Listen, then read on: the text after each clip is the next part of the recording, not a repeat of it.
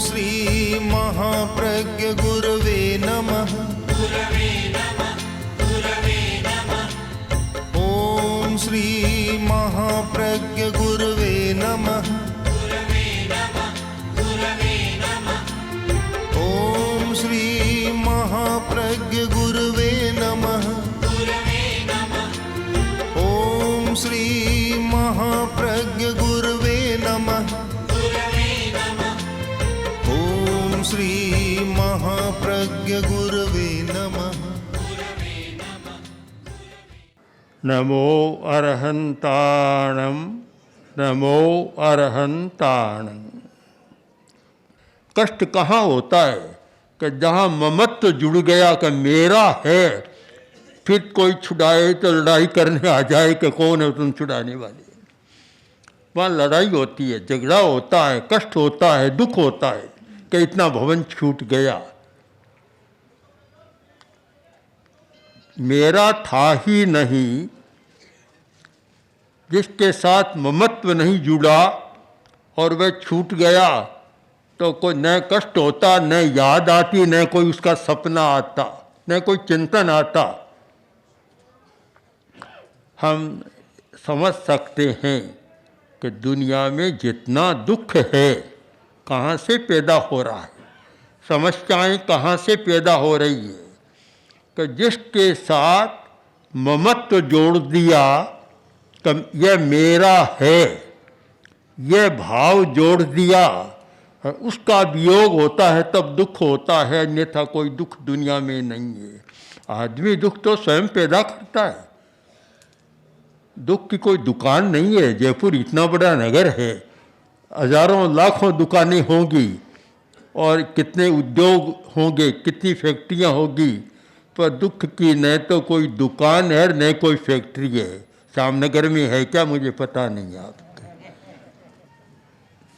शायद नहीं है, कहीं भी नहीं है। तो फिर कहाँ से आता है? आकाश से भी नहीं आता,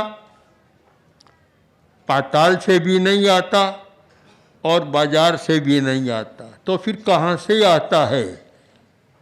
दुख की जड़ को समझने का प्रयत्न करें, समस्या की जड़ को पकड़ें कि समस्या की जड़ क्या है। यह ममत्व, मेरापन, बस जिसके साथ जुड़ गया वहीं कष्ट पैदा हो गया।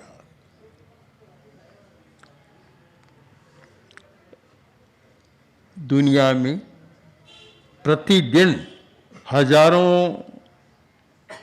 आदमी मरते हैं, सैकड़ों सैकड़ों एक्सीडेंट होते हैं। कितने लोग मरते हैं? अब कोई आज कलकत्ता मुंबई में मरा तो जयपुर वालों को कोई कष्ट नहीं है, किंतु अपना कोई है जिसके साथ ममत्व जुड़ा हुआ है, वह दुनिया के किसी कोने में मर जाए, चाहे यूरोप में, चाहे अमेरिका में और चाहे रशिया में, तो कष्ट हो जाएगा। इस कारण क्या है? तो उसके साथ यह ममत्व का धागा जुड़ा हुआ है। तो हम सच्चाई को समझें कि अगर सुखी रहना चाहते हैं तो पदार्थ का उपयोग तो करना होता है, पर मेरा है, धन मेरा, मकान मेरा, पदार्थ मेरा या लोग मेरे, यह संबंध न जोड़े, बस यह धागा न जोड़े। एक आदमी ने एक बंगला खरीदा, बहुत बढ़िया स्थान था, पेड़ लगे हुए थे। उनमें एक पेड़ बड़ा सुंदर पेड़ और फल बड़े सुंदर दिख रहे थे, रंग लाल, बड़े बढ़िया लग रहे थे। एक फल नीचे गिरा, कुत्ता बैठा था, उसने फल खाया और थोड़ी देर बाद मर गया। थोड़ी देर बाद एक लड़का आया और उसने देखा फल तो बहुत बढ़िया है, फल तोड़ा, खाया और वह भी मर गया। जब मालिक ने देखा कि ये क्या बात है कि जो भी फल खाता मर जाता है, कुल्हाड़ी लेकर आया और सारे फल काट तोड़ दिए सारे फल। कुछ समय बाद फिर फल आ गए, उससे भी बढ़िया।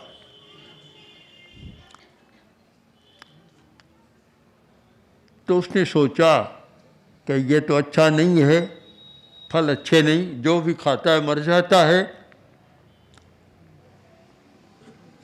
तो उसने पत्ते भी तोड़ दिए, फल भी काट दिए और टहनियाँ भी तोड़ दी। शाखाएं विद्यमान थी, कुछ समय बाद फिर फल आ गए। तो अब शाखाओं को काटना शुरू किया। पड़ोसी ने देखा सारा, वह बोला तुम क्या करते हो? पता नहीं यह किम्पाक वृक्ष है, किम्पाक फल का वृक्ष है, जहरीला वृक्ष है। तुम फल काटोगे, पत्ते काटोगे, टहनियों को तोड़ोगे, शाखाओं को तोड़ोगे, कब तक तोड़ते रहोगे? जब तक इसकी जड़ को न उखाड़ दो तुम्हारी समस्या का अंत नहीं होगा। उसने जड़ को उखाड़ दिया, समस्या समाप्त।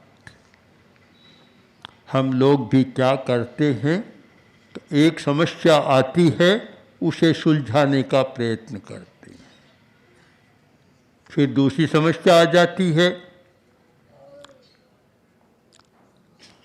ऐसी बात कभी कभी हमारे सामने भी आ जाती है कि बेटा और बहू दोनों में अनबन है,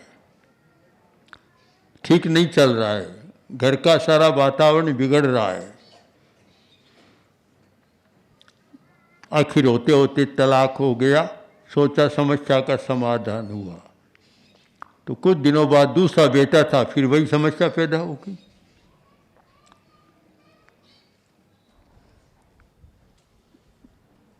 एक समस्या को मिटाते हैं और दूसरी समस्या पैदा हो जाती है। एक दुख का अंत करते हैं, फिर कोई दूसरा नया दुख पैदा हो जाता है।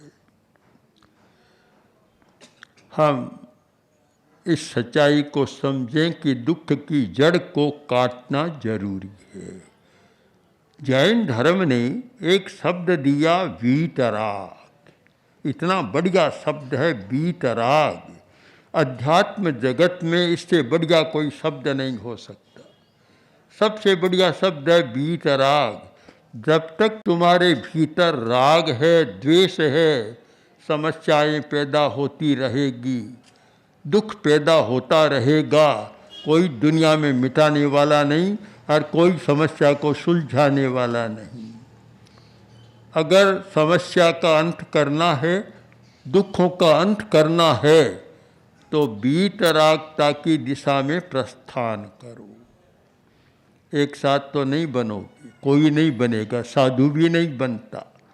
किंतु अगर हम वीतरागता की साधना शुरू कर दें, राग द्वेष को उपशांत रखने की साधना शुरू कर दें, तो उतना कष्ट नहीं होगा।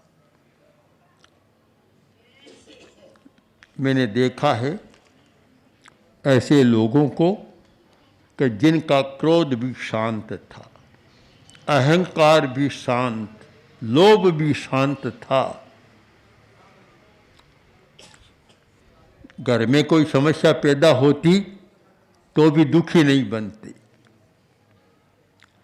हमने भी पूछा, लोग भी पूछते कि इतना चल रहा है, आपको कष्ट नहीं? तो बोला यह दुनिया का स्वभाव है, चलता रहेगा, मैं कब तक दुखी बनूंगा? बस जब तक राग द्वेष की दुनिया है, ये सब चलता रहेगा, मैं किस किस का दुख करूंगा? दुखी नहीं बनता। और उस समस्या को अपने सिर पर ओढ़ देता है, पगड़ी टोपी बना लेता है या कोई ताज बना लेता है, तो भारी दुखी हो जाता है। इसलिए हम बीज को समझने का प्रयत्न करें। भगवान महावीर की वाणी में एक सुंदर सूक्त है कि रागो ये दोषो वीर कम बीजम। कर्म का बीज क्या है? राग और द्वेष। ये जहरीले बीज हैं, और जब तक ये रहेंगे तब तक समस्याएं पैदा होगी, कोई नहीं रोक सकता। एक भाई आया और अपने घर की समस्या बता गया, फिर आया कि समस्या वैसे ही चल रही है, तीसरी बार आया और बोला कोई अंतर नहीं आया, समस्या वैसे ही चल रही है।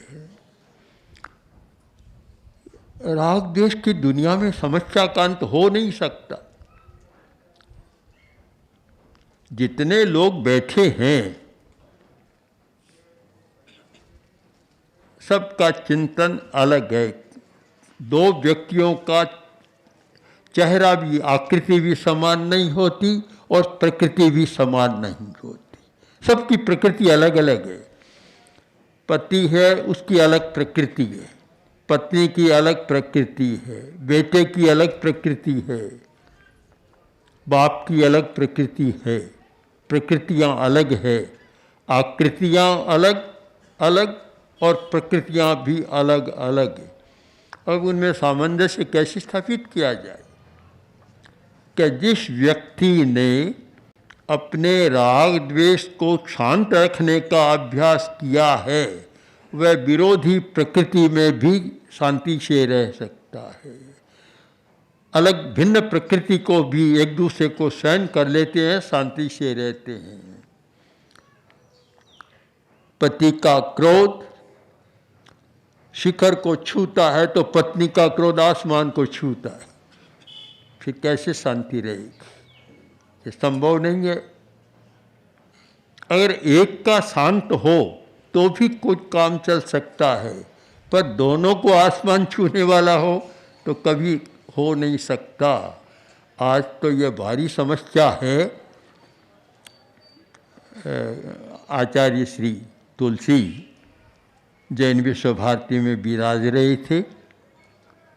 उन दिनों जापानी लोग काफ़ी प्रेक्षा ध्यान का शिविर करने आते थे, कभी 25 कभी 30 आते रहते थे ऐसे। तो एक जो मुखिया था उसने कहा कि आचार्य जी हमारी तो बड़ी समस्या है। लोग तो ये समझते हैं कि जापान ने बहुत प्रगति की है, बहुत उद्योग में आगे बढ़ गया, धन बहुत हो गया, पर हमारी समस्या यह है कि प्रति 5 मिनट में एक आत्महत्या और प्रति 5 मिनट में एक तलाक। बड़े दुखी हो रहे हैं हम तो, धन क्या बढ़ा और दुखी हो गए हम तो सारा। कारण क्या? कि पदार्थ तो बढ़ा किंतु प्रकृति को शांत नहीं किया। आप निश्चित माने कि जब तक प्रकृति को शांत करने की कला आपके हाथ में नहीं है, न घर का वातावरण शांति का रहेगा, न पड़ोसी का रहेगा, न ओस कुछ रहेगा। पड़ोसी भी शांति से कहाँ रहते?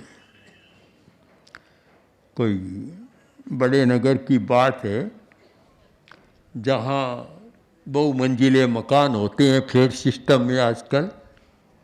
तो एक आदमी नीचे रहता था, दूसरा ऊपर रहता था, पर दोनों ही तेज स्वभाव वाले थे। ऊपर नीचे थे पर स्वभाव तेज। एक दिन एक आदमी ने सोचा कि पड़ोसी है, इसको तंग करना चाहिए, क्योंकि जब आवेश होता है, क्रोध होता है तो यह बात मन में आती है। तो गया और ऐसी स्थान पर सिगड़ी जलाई कि धुआं सीधा ऊपर चला जाए। जब उसने देखा कि धुआं आ रहा है, आखिर बोला, अरे भाई क्या कर रहे हो? पड़ोस की धर्म को समझो, तुम्हारा धुआं सीधा ऊपर आ रहा है और बड़ी समस्या हो रही है, विवेक से काम लो। बोला मैं नहीं जानता, मैं क्या करूं? धुएं का स्वभाव तो ऊपर जाने का है, मैं क्या कर सकता हूं इसका?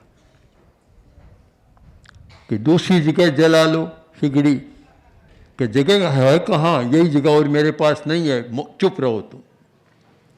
चुप कर दिया। आखिर क्रिया की प्रतिक्रिया होती है। उसने भी सोचा कि मुझे भी इसका बदला लेना है, क्या करूं। तो ऊपर रहता था, नाली थी पानी की, जहाँ से गंदा पानी जाता था, उस नाली में एक बेज कर दिया, छेद कर दिया, तो पानी नीचे आने लगा। और वह चिल्लाया, अरे क्या कर रहे हो, तुम्हारा गंदा पानी नीचे आ रहा है। कि मैं क्या कर सकता हूँ भाई, धुएं का स्वभाव ऊपर जाने का है, तो पानी का स्वभाव नीचे आने का, मैं क्या कर सकता हूँ। जहाँ राग और द्वेष होते हैं, जहाँ क्रोध और आवेश होता है, वहाँ कोई किसी को शांति से रहने नहीं देता। हम सारी दुनिया का सर्वे कर लें, पूरे जगत की यात्रा परिक्रमा कर लें, सब जगह समस्या की जड़ में यह आवेश मिलेगा, आवेश, राग और द्वेष मिलेगा। अगर हम राग और द्वेष को एकदम बीतराग तो नहीं बन सकते, पर राग और द्वेष को उपशांत रखने का, अपने इमोशन पर कंट्रोल करने की कला भी सीख जाएं। इतना अगर कर लें तो शायद शांति के साथ रह सकते हैं। इसीलिए मैंने कहा कि जो समस्या की जड़ है, उस जड़ को उखाड़ने की दिशा में प्रस्थान करो।